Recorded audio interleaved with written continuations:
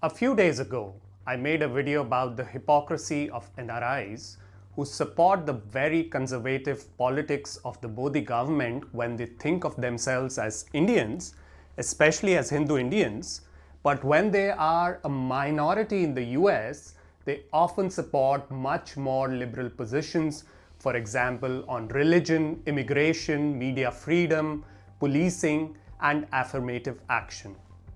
Some people pushed back and said, this is not hypocrisy.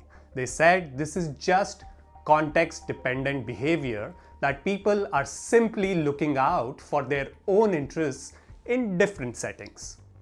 One comment even suggested that the Hindus or Indians are not being hypocritical and that the research itself must have been funded by the deep state.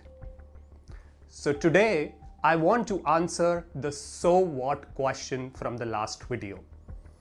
Even if for a second we accept that people are only watching out for their own interests, what happens when this kind of selective morality becomes normal?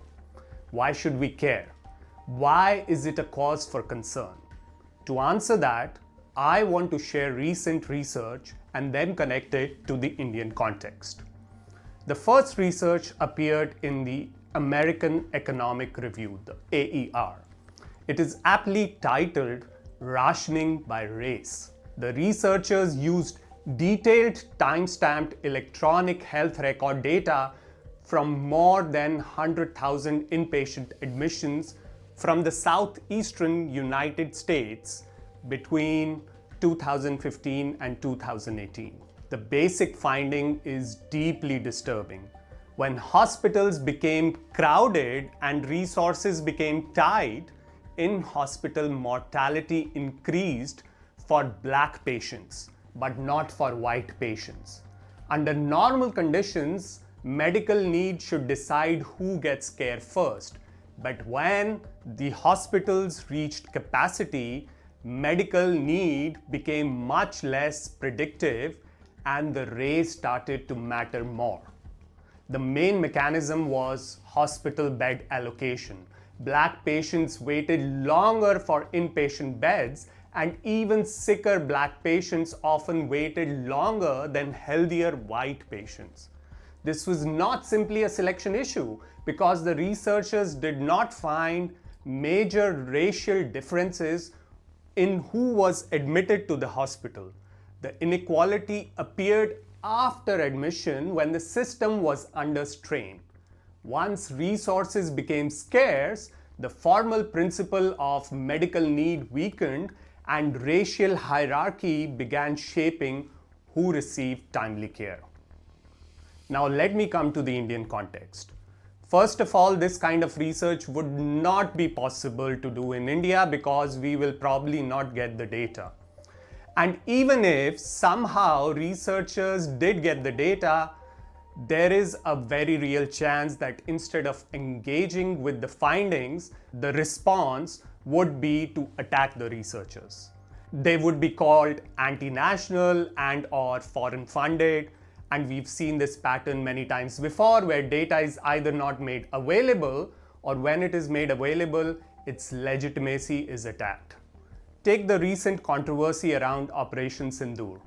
Rajnath Singh had stated in Parliament that no Indian soldiers were harmed. Operation में क्या हमारे जाबाज सैनिकों को कोई क्षति हुई है तो उसका उत्तर है नहीं. But later, the names of 6 personnel who died in action during the operation were made public and added to the National War Memorial. Now, unless Rajnath Singh meant that harm is not equal to martyrdom or the soldiers were killed without harm, it is hard to get basic facts that become politically contested. What was said, what was recorded, what was counted, and what was acknowledged can all become matters of denial and counter-denial. So this kind of clean causal evidence is very hard to produce in India, but that does not mean that the problem does not exist. What we will do is look at different pieces of research and which together show the human cost of such hypocrisy. The first data point is COVID deaths. The official COVID death toll reported by Indian authorities was about 0.48 million. But researchers tried to estimate the real death toll through an independent telephone survey of almost about 140,000 adults across all Indian states and union territories. Based on this method, they estimated that COVID deaths amounted to about 3.4% of all deaths expected from any cause in a normal year. Ultimately, they arrived at a figure of around 3.2 million deaths between June 2020 and July 21. Out of these, around 2.7 million were during the second wave. And many of us remember the second wave not just as a wave, but almost as a collapse. What makes this estimate even more important is that the researchers didn't rely only on one source. They compared their survey findings with government data as well. Health facility records, mostly from rural areas, showed that mortality was 27% higher from July 2020 to May 21 compared to pre-pandemic levels. In addition, civil registration data from 10 states showed that all-cause mortality was 26% higher than expected, again compared to pre-pandemic death rates. So the excess death estimates were remarkably consistent across different sources. And guess where the most excess deaths were found? Gujarat and MP, with over 200% relative excess rate. So, all three, the national survey, the health facility records data, and the civil registration system data, were close enough to tell the same story, that the actual death toll was likely about 6 to 7 times higher than the official government figure of 0.48 million COVID deaths.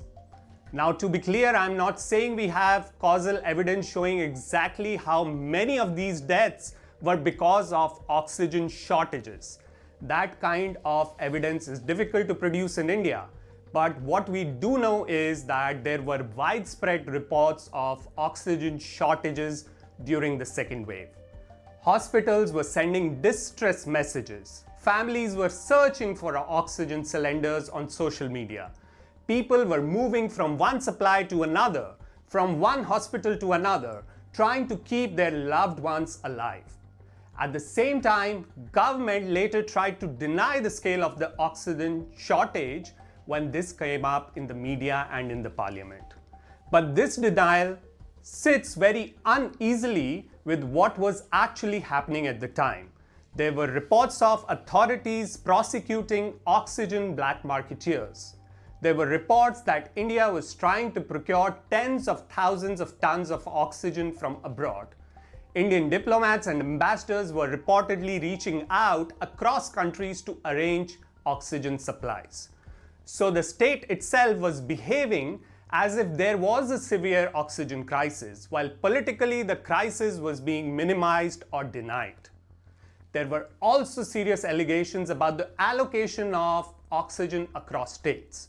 The allegation was that the oxygen was being directed more favorably to states where BJP was in power, while states like Delhi, where BJP was not in power, had to fight harder for supply. And this is where the human cost of hypocrisy becomes visible. Everyone understands that we are a developing country, that there can be resource crunches. During the second wave, oxygen simply could not be produced and moved at the speed at which patients needed it. But the question is, when there is not enough oxygen for everyone, who gets it first? Is it the person with the greatest medical need? Or is it the person who's richer, more powerful, better connected, or closer to the ruling party? This is what I mean by the cost of hypocrisy. When we normalize selective morality in ordinary times, those divisions do not remain symbolic. They become institutional habits.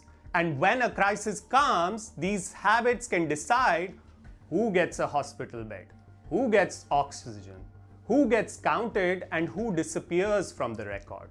So when people say this is not hypocrisy, this is just people looking out for their own interests, my answer is simple: yes, and that is exactly the problem. We are choosing the government that maximizes optics and our self-interest without a shared commitment that rights, dignity, and life should matter even when the person's suffering is not on our side. If we support liberal rights when we are in the minority abroad but deny the same rights to minorities at home, then we are not just being clever or strategic. With identity and divisive politics, we are helping build a society where in the next crisis, someone else may decide that our life is also less urgent. This is the danger of selective morality. It may feel useful when your side is powerful, but it creates a system in which rights are no longer rights.